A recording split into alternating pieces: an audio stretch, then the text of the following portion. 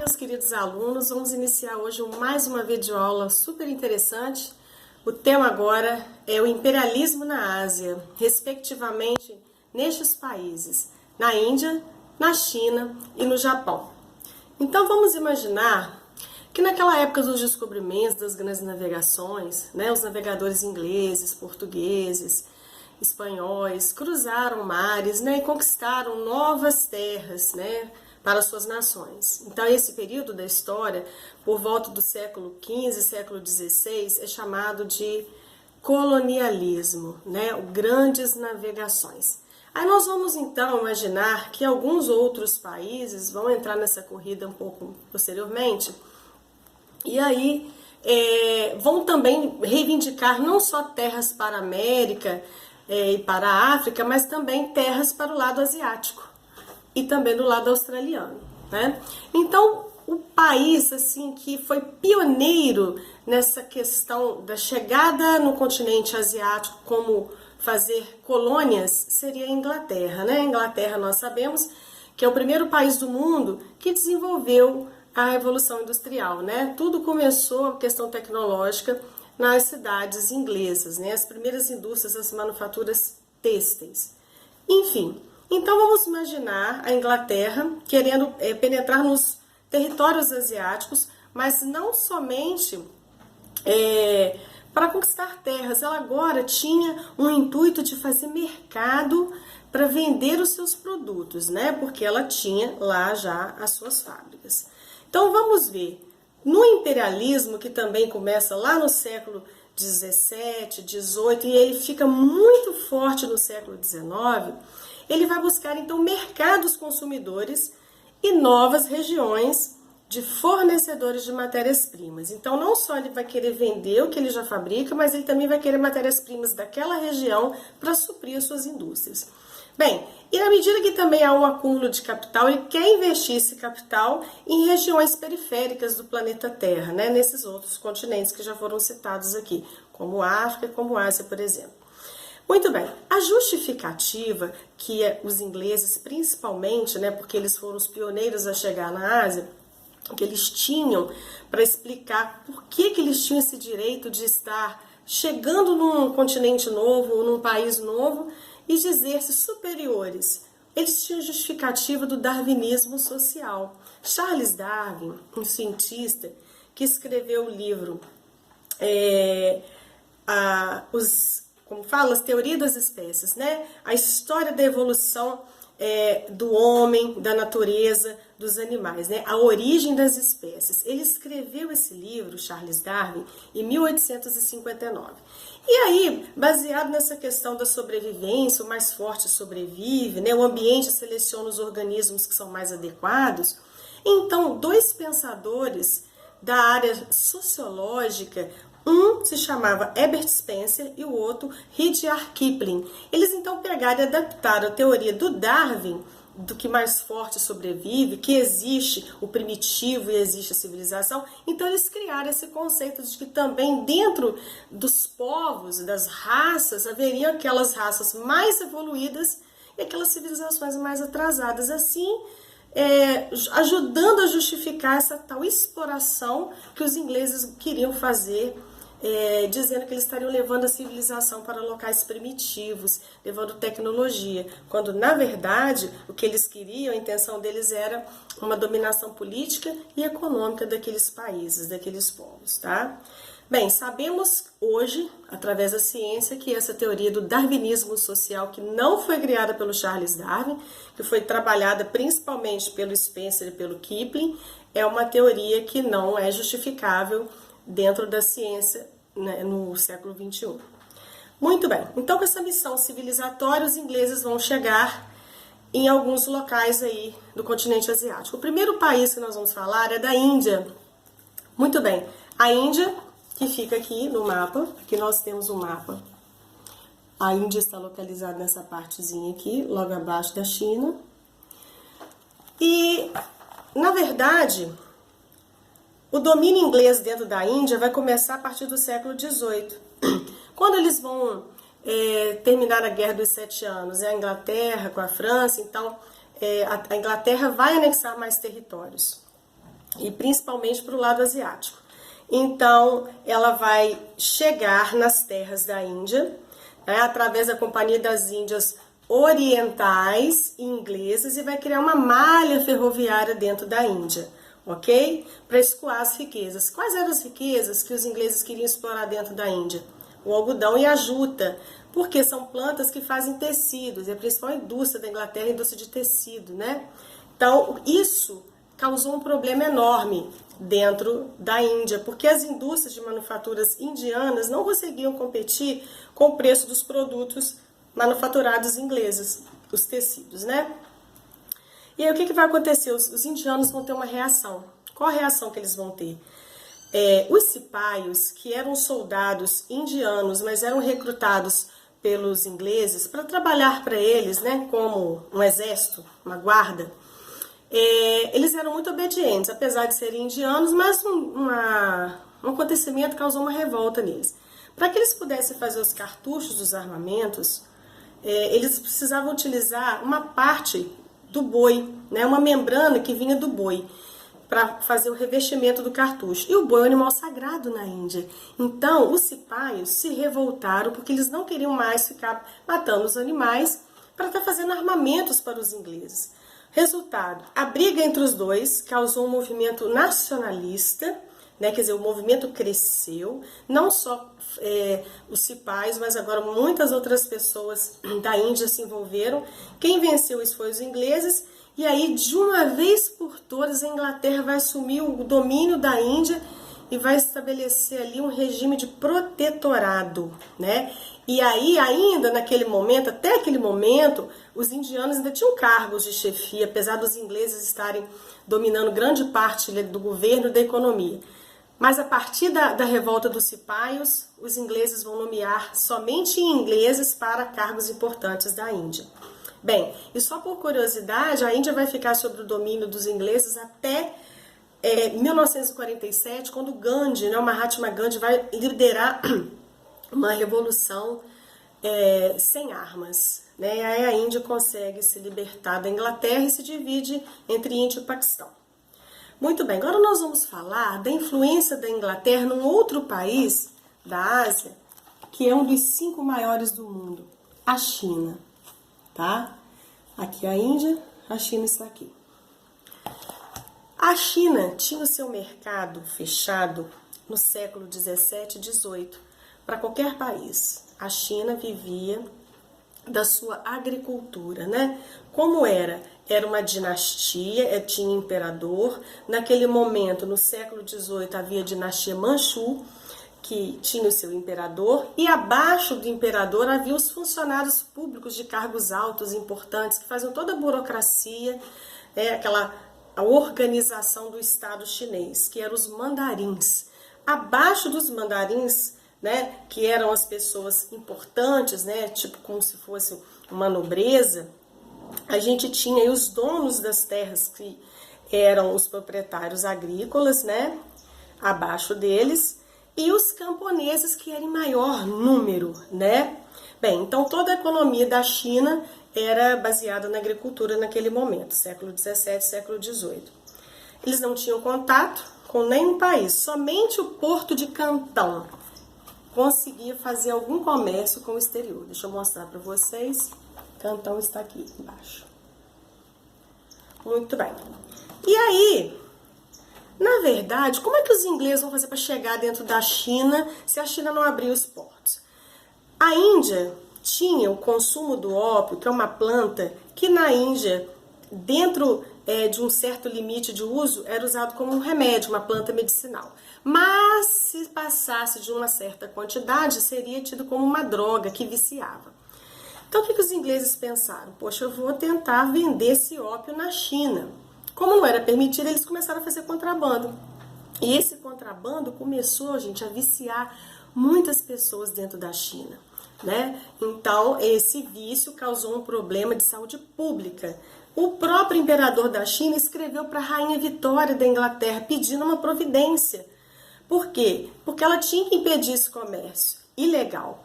Aí a rainha não respondeu, né? E o que vai acontecer? Quando chegam alguns carregamentos de ópio nos portos de Cantão, enfim, eles conseguem pegar, né, os chineses pegam esse ópio e queimam por volta mais ou menos de 20 mil caixas de ópio.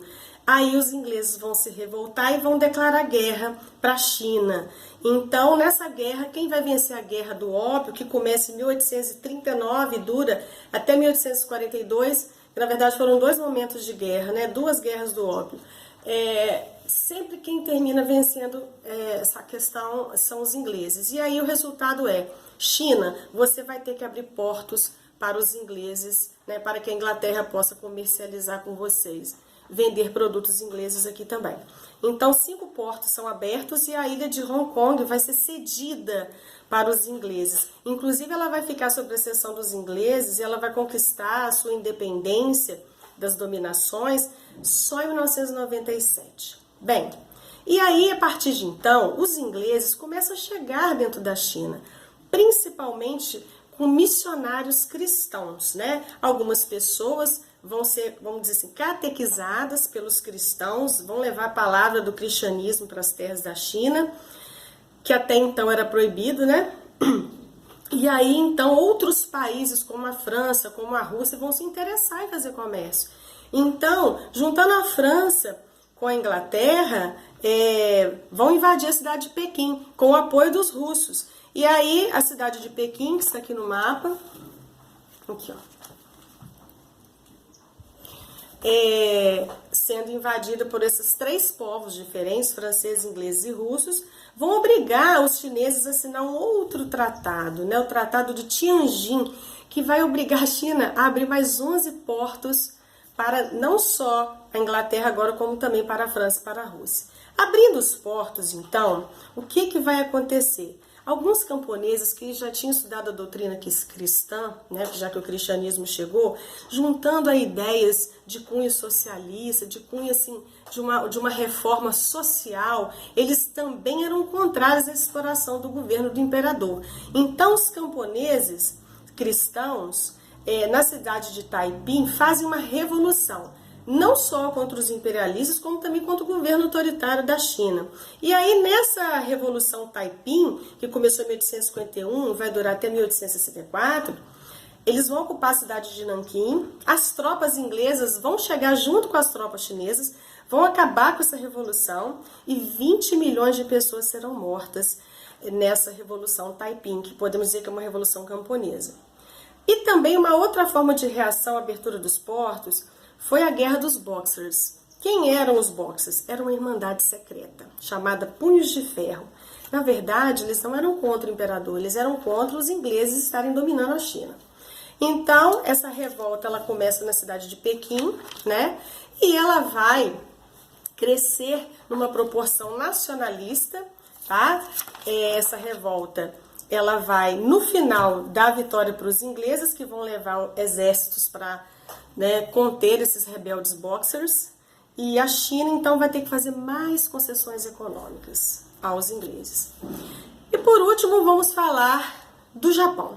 O Japão, gente, que é esse país da Ásia, é uma ilha, essa partezinha cor-de-rosa.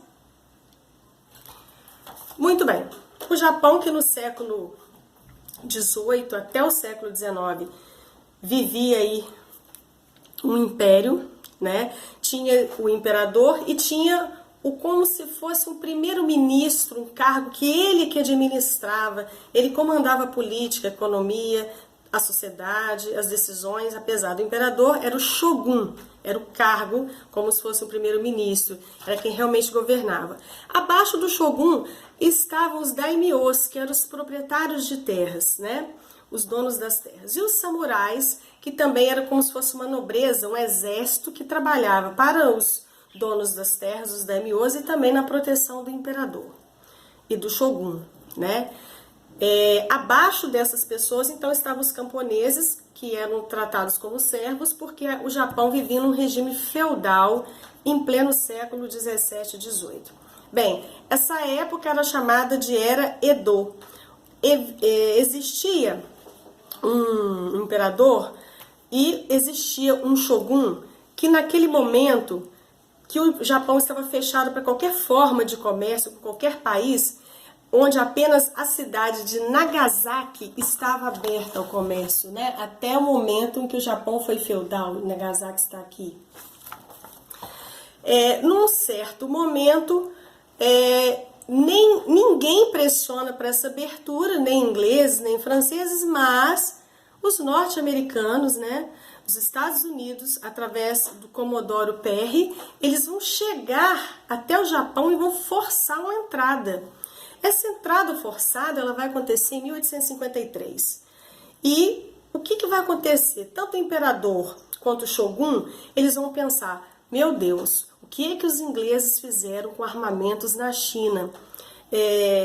Eles têm mais tecnologia e mais armas que nós. Que estrago eles poderão fazer aqui no nosso país? Então vamos assinar um tratado de comércio e vamos tranquilizar essas questões de invasão, de uma guerra, né? Enfim, eles tinham medo da tecnologia que os americanos tinham. E esse tratado que foi assinado em 1854, né, que essa chegada foi em 1853, os americanos dentro do Japão, essa forçação de barra aí, para que esse comércio iniciasse, foi chamado Tratado de Kanagawa, ok? Bem, então na verdade os americanos não iam mandar dentro do Japão, eles iam fazer comércio. E aí o próprio imperador, junto com o shogun, que vão assinar esses tratados, o imperador chamado Mitsuhito, ele vai modificar o sistema que existia, que era o feudal, e vai fazer uma revolução na forma de governar, fazendo a revolução chamada Era Meiji. Então a revolução Meiji, ela coincide com a chegada dos americanos no Japão. O que o imperador Mitsuhito ele vai propor de mudança para o Japão? Primeiro ele vai modernizar o Japão, porque ele vai ter inspiração nas tecnologias que vão chegar com os americanos, né? Ele vai acabar com a escravidão, ou seja, o feudalismo será extinto da Era Meiji no Japão. Ele vai colocar a igualdade entre todos os súditos, ele vai reestruturar o exército, mas um exército parecido com o exército norte-americano, ele vai fazer investimentos na educação, vai criar uma nova moeda que é o iene, que inclusive é a moeda atual e forte, uma das mais fortes que existe no mundo, a criação do iene em 1871. Ele vai centralizar o poder político em suas mãos, que é o próprio imperador, que até hoje o Japão tem um imperador. E ele vai trazer o telégrafo, as linhas de trens para transportes, carros, né? Tudo que tiver nos Estados Unidos de tecnologia vai ser levado também para o Japão. E aí a indústria do Japão vai se fortalecer, vai se desenvolver, né? Porque não só eles vão comprar produtos americanos, como eles vão investir na própria indústria. Então esses industriais japoneses, eles serão chamados de zaibatsus, né? Os donos das indústrias vão formar conglomerados de indústrias e os zaibatsus serão esses conglomerados aí de indústrias japonesas. E o Japão, gente, desses países que eu citei, ele vai passar a ser uma potência imperialista, assim como os Estados Unidos eram uma potência imperialista, a Inglaterra, né? A França e os japoneses também vão passar a ser uma potência. E o que eles vão querer conquistar? Eles vão querer chegar, primeiramente, na China, que está ao lado. Eles vão caçar briga com os russos, né, que também uma parte faz fronteira lá com a próxima, né, no mapa que a gente consegue ver, ó. O Japão está aqui, a Rússia está aqui. Enfim, vão acontecer aí disputas com a Rússia, a China com o Japão. Então, que territórios ele vai acabar ganhando o domínio? Ele vai se tornar um país imperialista avançando sobre a ilha de Formosa, que é essa aqui, a chamada ilha de Taiwan. Aqui, Japão tá aqui, Formosa aqui. Ele vai disputar com a Rússia territórios e vai ganhar com o Tratado de Potsdam a ilha de Sakhalina e a Manchúria Meridional. Ó, a ilha de Sakhalina, peraí, aqui em cima, na Rússia. E essa parte aqui também eles vão ganhar o domínio naquele momento. Bem, termino agora a explicação sobre o imperialismo na Índia, na China e no Japão, colocando para vocês aí os pontos principais desse imperialismo: a busca de matérias-primas, mercado consumidor, expansão do capital excedente, e mostrando para vocês que o Japão, depois dessa chegada dos Estados Unidos, passa a ser também uma nação imperialista. Ok? Um abraço para vocês. Tudo de bom.